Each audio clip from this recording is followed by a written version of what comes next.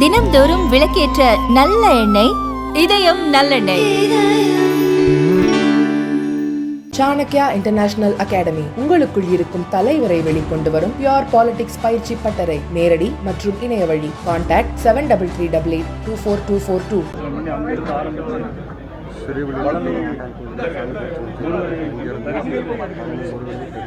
காலையில் மதுரை மீனாட்சி சுந்தரேஸ்வருடைய ஆலயத்தினை சென்று வழிபட்டு அதனுடைய தொடர்ச்சியாக இந்த நிலையூர் கிராமத்து கைத்தறி நகர் மக்களுடைய சந்தித்து இங்குள்ள பிரச்சனை எல்லாம் பார்த்து அந்த கிராமத்தில் உள்ள மக்கள் அனைத்து சமுதாய மக்களையும் சந்தித்து இன்னைக்கு சாயங்காலம் மதுரையில் நடைபெறுகின்ற சுற்றுப்பயணத்தில் முதல் கூட்டம் நேற்றுலாம் சும்மா போயிட்டு வந்தோம் எல்லா ஊரில். இன்னைக்கு அது பொதுக்கூட்டமாக நடைபெறும். நாளையிலிருந்து தொடர்ந்து சிவகங்கை, அதனைத் தொடர்ந்து செங்கல்பட்டு, அதனைத் தொடர்ந்து சென்னை போன்ற நகரங்கள் நம்முடைய சுற்றுப்பயணத்தை ஆரம்பித்து தேசிய ஜனநாயக கூட்டணியுடைய தலைவர் மதிப்புக்குரிய கிட்டத்தட்ட 168 கூலிகளுக்கு மேலே அவர் சுற்றுப்பயணம் பண்ணியிருக்கிறாங்க. ஆனால் அதனைத் தொடர்ந்து இப்போ நாங்களும் எங்களுடைய பயணத்தை தொடங்கியிருக்கோம். வெகு விரைவில் மிகப்பெரிய ஒரு பொதுக்கூட்டத்தில் பாரதிய ஜனதா கட்சி தலைவர்கள், தேசிய ஜனநாயக கூட்டணி தலைவர்கள் மிக பிரம்மாண்டமான கூட்டங்களில் பேச இருக்கிறார்கள். நாங்கள் கிராமமாக போய் மக்களுடைய குறைகளை கேட்டு தேர்தல் காலத்தில் தேர்தல் அறிக்கையாக தயாரிப்பதற்காக நாங்கள் எங்களுடைய சுற்றுப்பயணத்தை தொடங்கியிருக்கோம். இந்த ஆட்சி மாற்றம் வேண்டும். ஏன் இந்த ஆட்சி மாற்றம் வேணும்னா, இப்போ இந்த கைத்தறி இந்த நகர் மக்கள்லாம் சொன்னாங்க, குடிநீர் குழாய்க்கு எங்களுக்கு டெபாசிட் பணம் கேட்குறாங்க. அவங்களே பாவம், கையில் ஒரு பணம் இல்லை.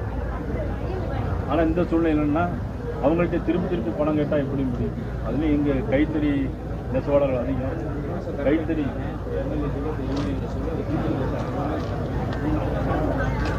அதே மாதிரி இப்போ என்னன்னா அந்த குடிநீர்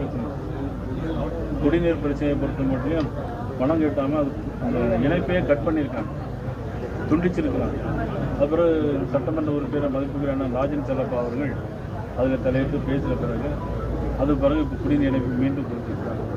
இப்படி மக்களுடைய நன்மையை பார்க்காங்க. பணம் ஒன்றே குறிக்கோளாக இருக்கின்ற இந்த ஆட்சி வெகு விரைவில் அகற்றப்படணும். அதற்கான மூர்த்த நாள் இன்றைக்கு குறிக்கப்பட்டு இன்றைக்கு என்னுடைய நாங்கள் இன்றைக்கு ஆரம்பிக்கிறோம். அதே மாதிரி திமுக பெண்கள் மீதான குற்றங்கள், பாலியல் குற்றங்கள் 50%, போக்சோ குற்றங்கள் வந்து பார்த்தீங்கன்னா சிறு குழந்தைகள் 283, பெண்களுக்கான பாலியல் வன்முறைகள் ஜாஸ்தி நடந்துகிட்டே இருக்கு. லாக்அப் டெத்து பார்த்தீங்கன்னா 24 லாக்அப். கிட்டத்தட்ட சொல்ல முடியாத துயரத்தில் மக்கள் இருக்காங்க. எப்போ அந்த ஆட்சி வீட்டுக்கு போகும் அப்படிங்கிற நோக்கத்தோடையே இன்றைக்கி மக்கள் தயார் நிலையில் இருக்கிறாங்க. அதற்கு இன்றைக்கு நாங்கள் எல்லாம் எங்கள் சுற்றுப்பயணம் மூலம் மக்களுக்கு அதெல்லாம் தெரிவித்து மின்சார கட்டண உயர்வு, வரி உயர்வு, குடிநீர் இணைப்புக்கு பணம் கேட்கிறார்கள். எல்லாமே ஆண்டு ஒன்றுக்கு ஒவ்வொரு 6% மின்சார கட்டணத்தினால் டெபாசிட் கட்டணம் எல்லாமே நடக்கும்.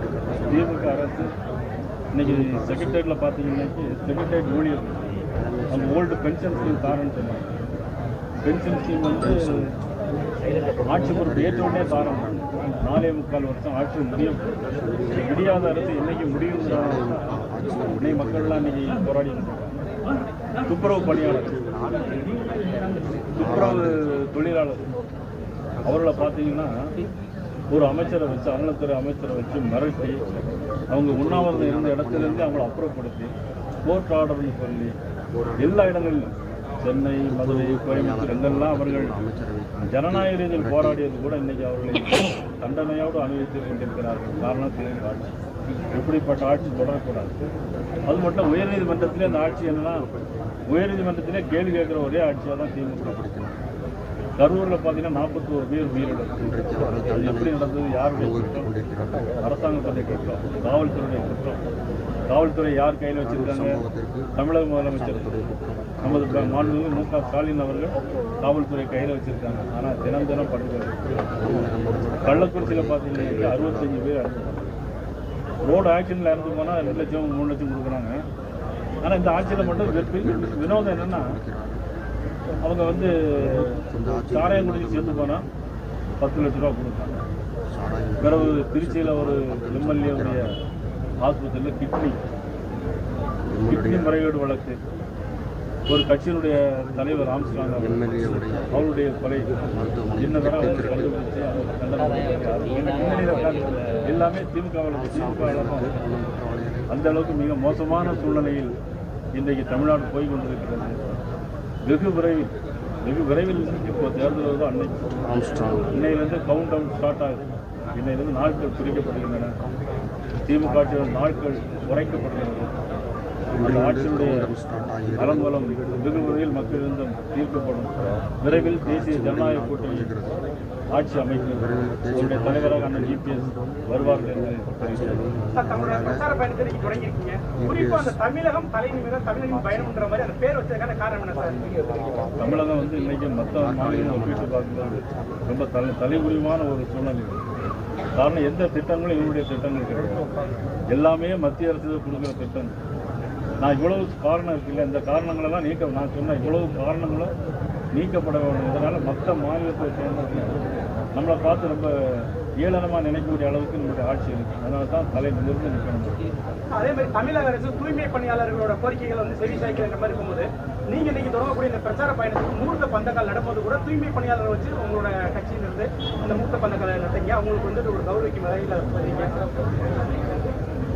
அதாவது பார்த்தீங்கன்னா பெரிய பெரிய அரசு கட்டிடங்கள்லாம் இருக்குது. புரட்சித் தலைவர் எம்ஜிஆருடைய காலத்தில் பார்த்தீங்கன்னா என்ன பண்ணுவார்னா எல்லாரும் முதலமைச்சர் வந்து திறப்பாங்க அப்படின்னு எல்லாரும் சொல்லி. ஆனால் முதலமைச்சர் ஒருத்தரை தேடுவார். யாரை தேடுவார்னா அந்த கொத்தனார் தேடுவார். தலைமை கொத்தனாரை கூப்பிட்டு அவரை அந்த கண்டுபிடிச்சாங்க.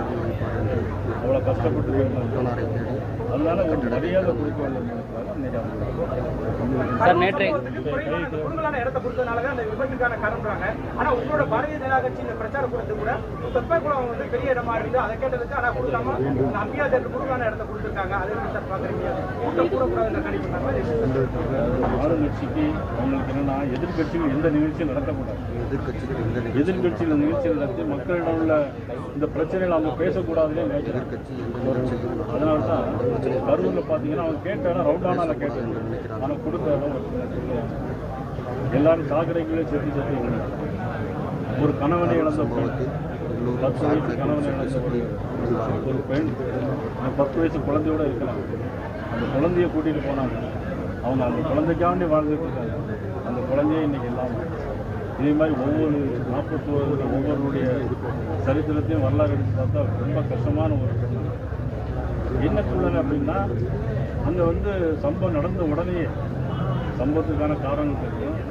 சம்பவம் நடந்த உடனேயே அங்கே கரூர் முன்னாள் அமைச்சர் செந்தில் பாலாஜி உடனடியே அந்த ஸ்பாட்டுக்கு வராரு. அவர் வர்றதுக்கு முன்னாடியே ஆம்புலன்ஸ் எல்லாம் வரும். பார்த்தீங்கன்னா நிறைய ரவுடிகள் கையில் எல்லாத்தையும் பிளேடை வச்சு கீச்சிருக்கிறாங்க. பெண்கள் எல்லாம் ரொம்ப மோசமான நடத்திருக்காங்க. அதனால எல்லாரும் காடி போய் மூச்சு திணறியும் சில பேர் கீழே விழுந்தும் எல்லாரும் மேலே ஏறி மிதித்து இறந்து போன பெரிய வயசான பெண்கள்லாம் இவ்வளோ பெரிய மோசமான சூழ்நிலை காரணம் முழுக்க திமுக. சார், நேற்றைய கிராம சபை கூட்டத்தில் ஜாதி தலைவர்கள் பேரில் இருக்கக்கூடிய தெருக்களுடைய பேர்கள் மாற்றம் செய்யணும்னு சொல்லி அனைவரும் அது அரசாணை வெளியிட்டிருக்காங்க. அதை பற்றி இல்லை, அதாவது ஜாதி தலைவருடைய பேர் நிச்சயமாக இருக்க வேண்டிய அவசியம் இல்லை. ஜாதி பேர்களின் பேர்கள் சுதந்திர போராட்டத்துக்காக போராடிய தலைவர்களில் போய் ஜாதி தலைவர்னு சொன்னீங்கன்னா அதை எப்படி ஏற்றுக்கொள்ள முடியும்? ஒரு அரசாங்கத்துக்கு வேறு வேலையே இல்லை.